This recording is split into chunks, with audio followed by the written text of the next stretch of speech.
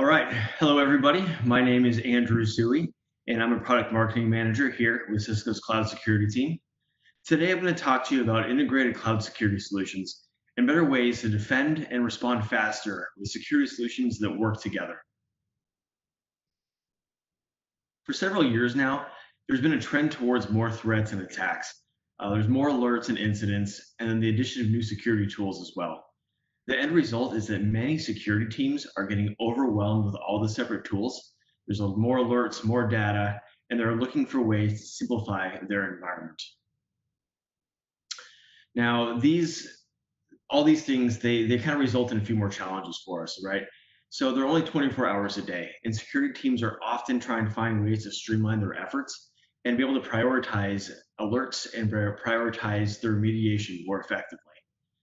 There's also the expertise. No surprise that there's a major skills gap and shortage of qualified individuals to help with our security administration teams. By 2021, as many as 3.5 million cybersecurity jobs will likely remain unfulfilled. And 74% of professionals say that cybersecurity skills shortages have actually impacted their organization in a negative way.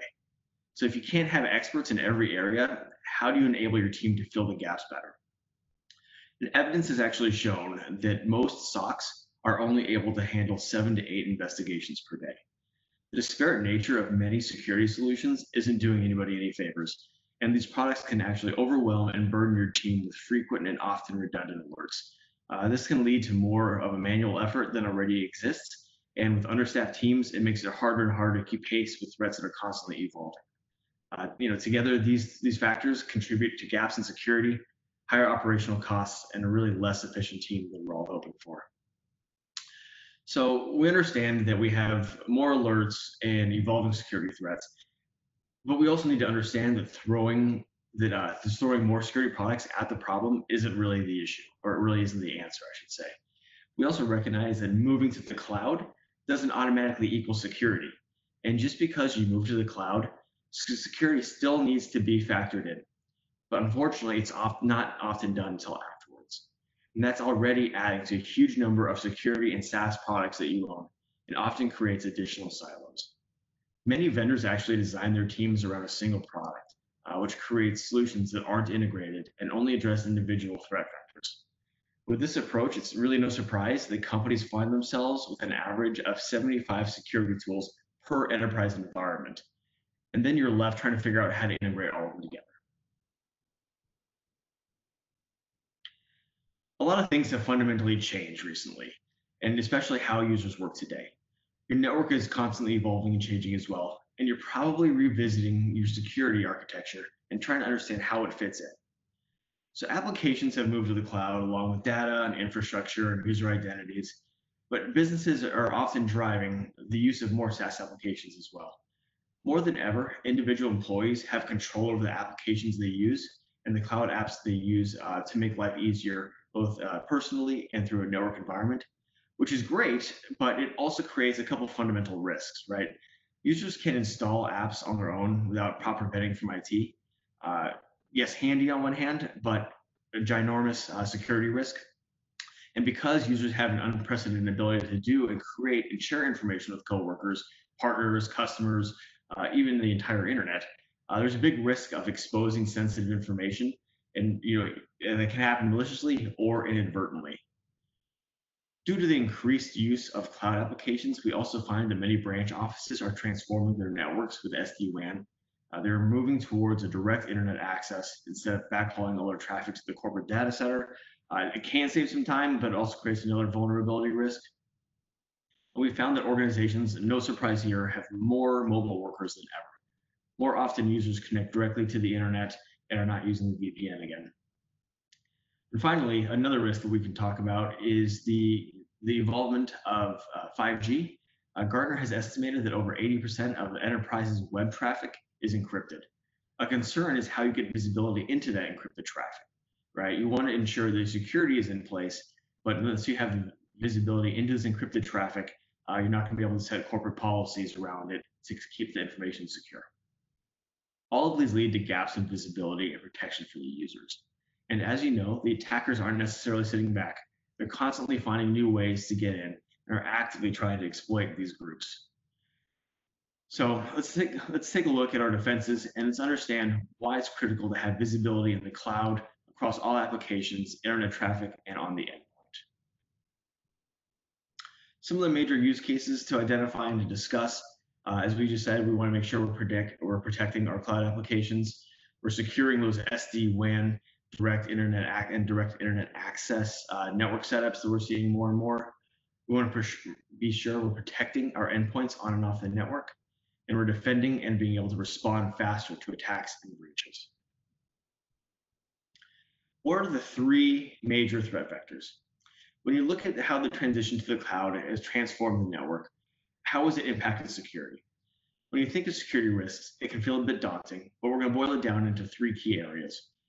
The internet and web. You have users browsing the internet, clicking on links, and the internet is the source of most attacks. That's where attacks are staged and launched. Email is no surprise the number one threat vector for attacks as well.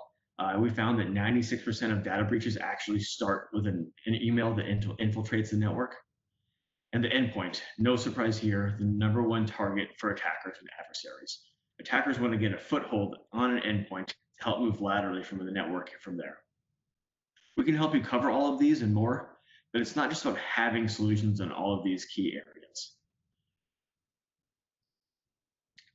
So let's talk a little bit more about these three threat vectors. Attackers usually start the process by setting up many aspects of their attack on the internet. This typically includes setting up domains, IP addresses, URLs, and malware. These are key elements of the threat and on the back end. And as you can see on this slide, attackers use a variety of ways to get in. Here are the main problem areas when it comes to threats. Incoming email, there's malware, there's business email compromise, phishing, and all of these have resulted in billions of dollars worth of losses to organizations. Malware is hidden in attachments, and specifically, ransomware has been a big problem the last few years. As you might be aware, in a ransomware attack, bad actors and adversaries use malware to encrypt critical files within your network, essentially changing the locks on your own system and crippling your operations.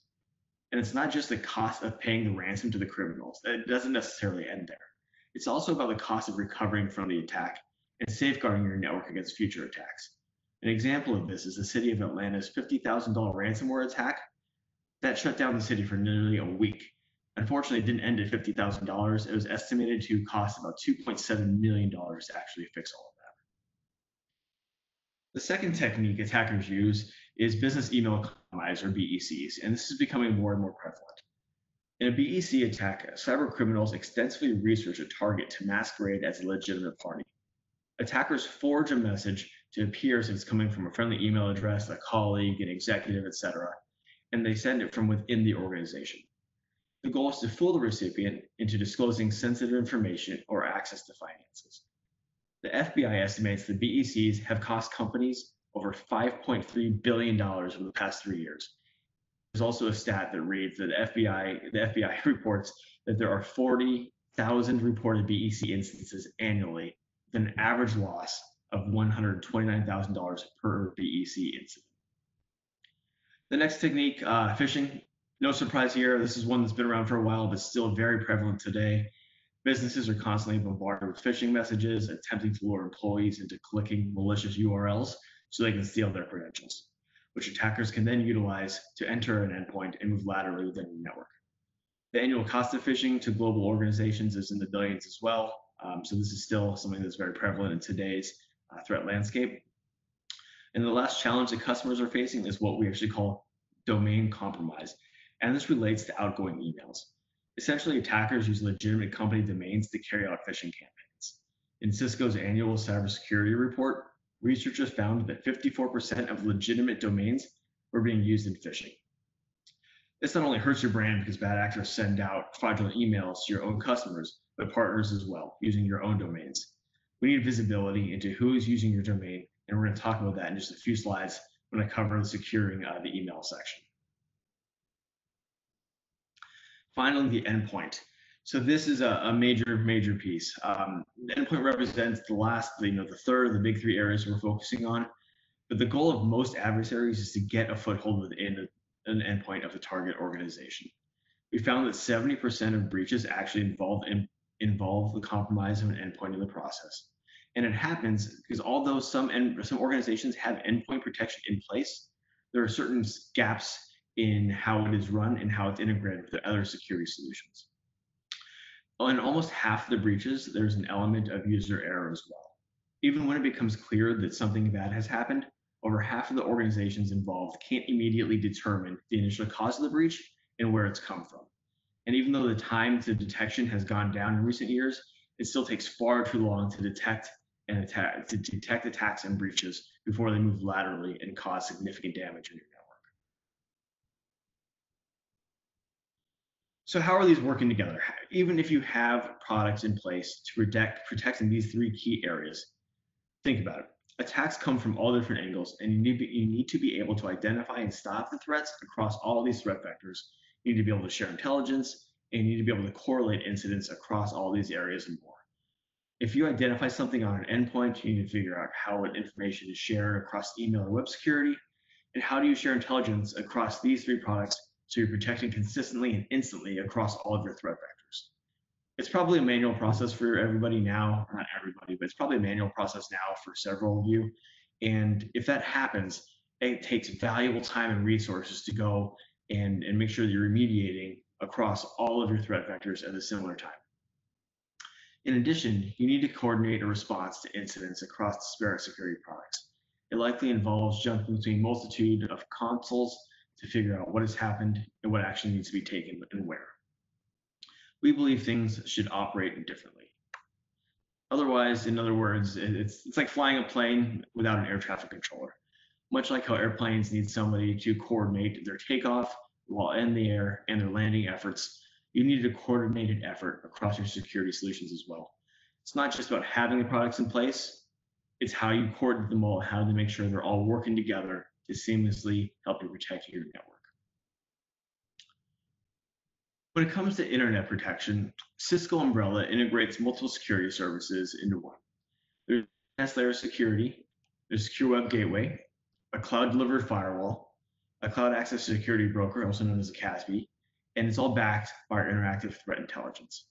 Having this functionality in a single platform is important because it helps to reduce the time, money, and resources previously required for deployment, configuration, and integration of all those individual products into one. Equally important, this offers you the flexibility to deploy what is needed by location and not just one blanket approach. In some locations, DNS layer security may be all that is. However, in other locations, a deeper inspection with secure web gateway or cloud delivered firewall may be needed. Email security is another big one. And as we mentioned, the main way that adversaries try to infiltrate a network. So as we look through our email security defense and talk about inbound detection, we're going to talk about the emails that are flowing in. Let's take a minute and look at the workflow process for these. First, you can see we use sender-based reputation filtering. We take about 85 to 90% of the messages coming in and look at them and say, you know what, you're a bad sender, or you're a bad actor. We're not even going to let your email come in. We're just going to drop it at the gateway before it accesses the network. Next, we hop down to the anti-spam engine. We can create rules that determine if an email is spam or isn't spam, or even if it's suspected of being a spam email. We can identify marketing emails, etc., and we want to make sure we have the ability to drop or quarantine these before delivery. Once the emails go through its spam engine, they go into the antivirus engine where we look for infections. If we have infected messages, we can drop them, clean them up, quarantine them, and or deliver them once we deem them fit for delivery. A new engine that has also been added in is to identify gray mail. This engine will also extract unsubscribe links from the message and pass a verdict to iPass for improved spam efficiency. Finally, we've got outbreak filters. An outbreak filter is there to look for viral attachments and URLs within emails. We give you the option to quarantine those emails or rewrite those URLs and then deliver them. So if a person clicks on the URL, it would go through real-time analysis and investigation. Now, these features here, the sender base, the anti-spam, the outbreak filters, real-time URL analysis, are all powered by our Cisco Security Intelligence, Talos, which I'll cover in just a moment. We're giving you a layered security approach here with multiple places to look and see if you have problematic emails coming in. And if so, provide you with opportunities to kill them or to remediate them before they're delivered.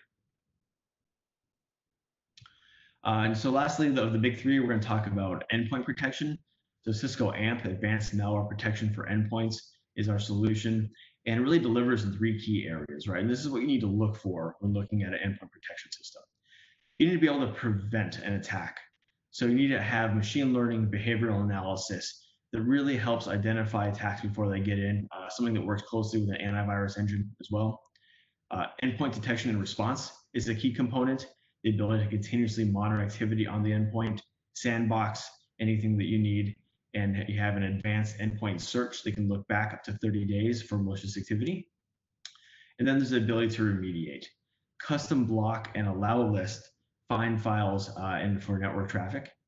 And you're also able to endpoint or isolate endpoints, I should say, in case there's something that pops up and you want to take it offline before it has the opportunity to move laterally within the network.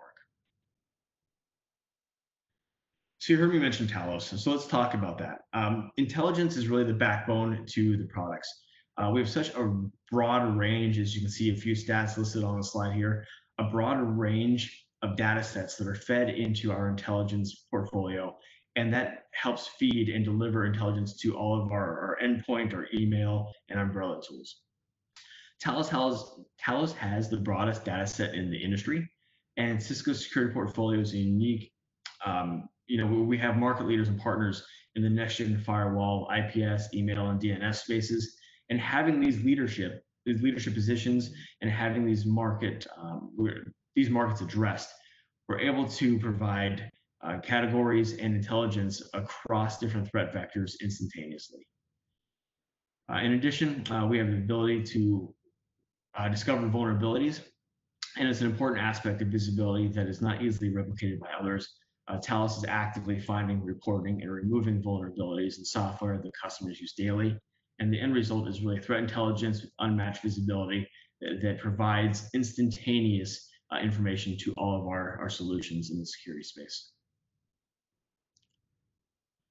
So the real key here is the ability to tie all these things together. Great, so we've talked about email, we've talked about endpoints, we've talked about internet security. How do we tie them all together? How do they work? How do they work together? You'll be able to see more, right? You'll have the visibility into what's happening across all of your email, cloud apps, web traffic, and endpoints, anywhere users go on and off the network.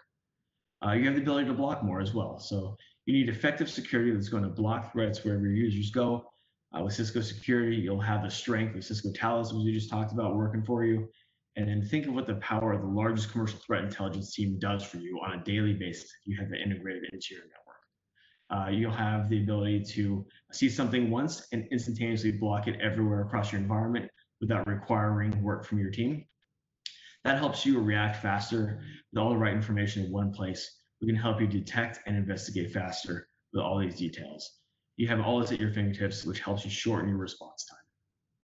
You'll also be able to respond completely. And so what that means is you're not just finding one infected machine and one event, but you can make sure to find and remediate an incident across your entire environment, looking for the same malicious code or malicious activity.